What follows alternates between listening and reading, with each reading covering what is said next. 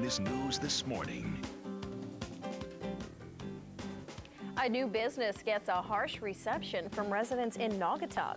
A controversial plan to curb school violence is drawing mixed reaction from parents and students. And a group of Puerto Rican nationalists takes the president up on his clemency offer. Good morning, everyone. It is Wednesday, September 8th. I'm Kerry Connolly. Thanks for waking up with us. And I'm Polly Bell. It is 6 o'clock, and Bruce DePrest will join us with your weather on the threes in 3 minutes. But first, we have a look at this morning's top story. Some parents in Naugatuck are outraged over a new store that is coming to town. It's an adult video shop, and it's opening right next door to a children's karate center. Channel 3's Andre Hepkins joins us live from the newsroom with the latest. Good morning, Andre. What's going on? Good morning, Kerry. Well, hundreds of people reminded the mayor they don't like pornography, and they won a partial victory. Last night, the Board of Burgesses voted unanimously for a 6-month moratorium on any future pornographic businesses. But it won't get rid of the shop that started the controversy. No retreat in battle, in conflict choose with sense and honor. Children at the pulpit as a crowd of 200 people from the borough of Naugatuck begged their mayor not to allow an adult video store next to the children's karate center. My neighbor asked what's pornography. I couldn't say anything. What do I tell my 7-year-old? Don't go in there, that's pornography? He don't know what pornography is.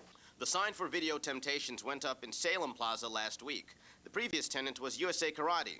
The landlord asked it to move 2 doors down, but now the owner of the karate school doesn't want the video store to be anywhere around.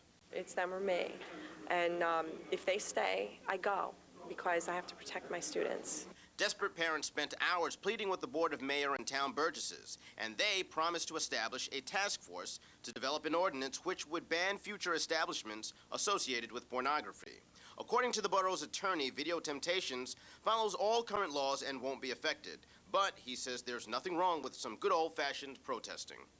The residents got together and either picketed, someone suggested using a camera to film the establishment. Domino's Pizza is right next door to the video store. The people who run this store aren't waiting for legal action or protest, just the right time to leave.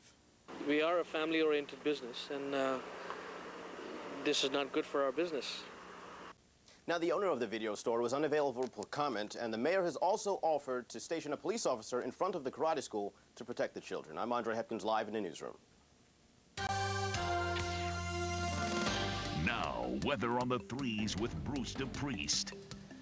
And good morning, everybody. The tropical air is still in place, and we also have some tropical-like showers in the area and potentially some very heavy rainfall for some parts of Connecticut this morning. Let's look at radar, and we do see a shower, a fairly heavy one, around the Putnam and Killingly area in northeastern Connecticut and New Haven. You got some heavy rain in the area or right on your doorstep. It looks like a brief heavy shower is going to be moving through very, very shortly, if not happening right now. And there's a lot more rain off to our south that is moving toward the north. So some spots, especially central and eastern Connecticut, could get a pretty good soaking this morning. Inland, some showers around during the morning commute and muggy. 74 during the morning commute. A little bit of sunshine breaking through at noontime today, but still the chance for a shower or thunderstorm. And the shoreline, some morning showers in 74. 78 at noontime today with some sun breaking through, and always that chance for a shower or thunderstorm. Your forecast overall for today, showers likely. Also some sunshine breaking through after a cloudy start and a foggy start in some spots. Highs this afternoon range from 78 along the southeast coast to as high as 85 degrees inland. There is some drier weather down the road, some great weather down the road. We have to wait for it, but it's coming our way. I'll have all the details on that coming up in just a few minutes. All right, Bruce, thank you. The first day of school was a success in the city of Hartford, with New York Knicks star Marcus Camby leading the way. Most of the city's school children headed back to class. Attendance has been one of many problems plaguing the school system.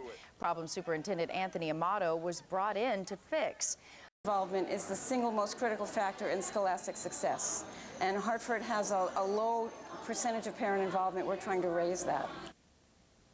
Now, here are the numbers. With a projected enrollment of 23,316, more than 19,000 showed up yesterday. That's an 84% attendance, 8% more than on the first day of school last year. Meanwhile, a Shoreline School District has come up with a controversial plan to fight violence. It calls for identifying potential students who may possess the characteristics of a violent teen. Shoreline Bureau Chief Barbara Pinto has all the details. With Columbine and everything, it's just like it's a whole different ballgame now.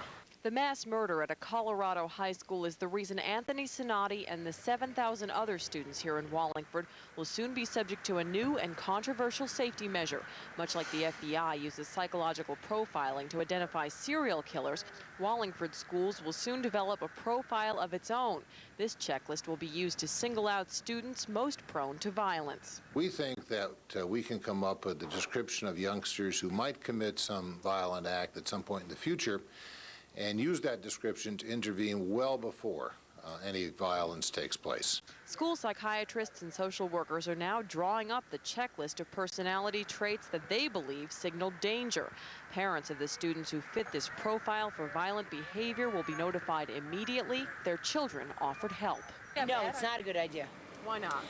Because it violates the privacy of a child, and it really puts a label on a child. We put our kids in their trust. They're there for 6 hours a day, and we are hoping that the school will help and protect our kids. Parent Lori Sonati thinks student profiling is a great idea, but her son, a senior at Sheehan High, has a different view. If someone wanted to do something, it's not enough. If someone wanted to do something, it wouldn't be enough. They'd be able to do it. You are never 100% certain when you're talking about behavior, so that you could have a youngster who commits a violent act who meets none of the criteria. But certainly there's enough there for us to look into, and if we can reduce the probability even a little bit, it's worth doing. Barbara Pinto, Channel 3 Eyewitness News. And in Hamden, after a week delay, students at Elise Peck Elementary finally went back to school yesterday. The school was closed because of mold in the roof that was making some kids sick. The problem caused by a leaky roof has been fixed, and the superintendent assured parents that the school is now safe. In other news today, the White House is calling for international action to stop the violence in East Timor. Since the island voted to secede from Indonesia, pro-Indonesian forces have gone on a killing rampage. Indonesia declared martial law, but U.S. officials say the military is allowing the violence to continue. A dozen Puerto Rican nationalists doing time in U.S. prisons have accepted President Clinton's offer of clemency. In the mid-1970s, they were linked to more than 100 bombings in which 6 people died. 2 of the 16 will not be coming home after refusing to the terms of the deal, which included renouncing any further violence and limits contact with other violent activists. That I'm happy, very happy that they're coming home. In a way, I'm sad because the other compañeros are staying behind.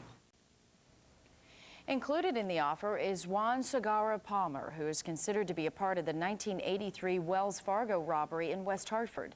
However, according to federal sources, even if Palmer accepts the offer, he would still have to spend 7 years in prison.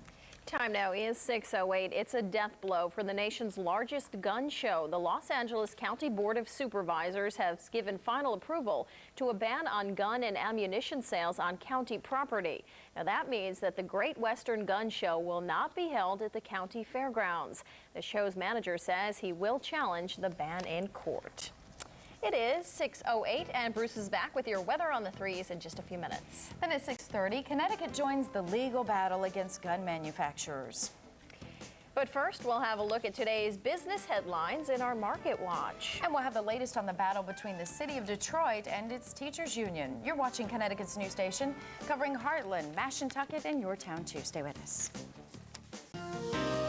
You're watching Channel 3 Eyewitness News, Connecticut's news station.